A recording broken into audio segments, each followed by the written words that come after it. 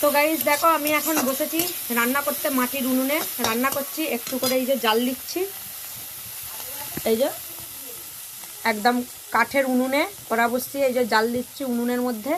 এই যে উনুনের মধ্যে মাঝে মাঝে জাল দিচ্ছি আর রান্না করছি। কিন্তু ধোঁয়া হচ্ছে, পুরো চোখ প্রচণ্ড জ্বলছে। এখন এই যে ভাজছি মাছ, এই যে এখানে বরফের এই যে ভোলা মাছ ভাজা অলরেডি হয়ে গেছে।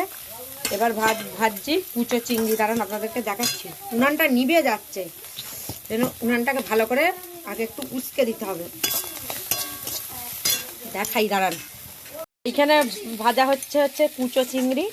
এই যে এখানে এই যে মাছগুলো, ভোলা মাছগুলো ভাজা অলরেডি হয়ে গিয়েছে। এইখানে হয়েছে বেগুন ভাজা আর ভাতটা হয়ে গেছে। এই মাছের ঝালগুলো হলেই, আর এখানে এই যে সবজি কোটা আছে, আর এদিকটা হবে মাছের ঝাল। তো এই যে এখানে উনানটা 14 বার খালি নিভে যাচ্ছে বন্ধুরা। এই যে এইভাবে একটু ঠেলে দিতে হচ্ছে। মাটির উনুনে রান্না করলে কিন্তু এর টেস্টই আলাদা। প্রচণ্ড ধোঁয়া হচ্ছে, উনুনটা নিভে গেছে। আর হবে এই দেখুন গাছের পাকা আমরা, একদম টুসটুস করছে, দেখুন নরম একদম। এইগুলো দিয়ে হবে চাটনি। এই যে এর শাঁসটাকে বার করে চিনি দিয়ে বেশ সুন্দর করে জেলি জেলি করে চাটনি করা হবে। আর এই দেখুন উনুনটা কি সুন্দর জ্বলছে, দারুণ লাগছে দেখুন। আর কাঠের উনুনে রান্না করলে কিন্তু রান্নার টেস্টই আলাদা হয়। বন্ধুরা রান্না বান্নাগুলো কমপ্লিট করে আবার আমি আপনাদের কাছে ফিরে আসছি, ঠিক কী কী মেনু আজকে দুপুরের হলো।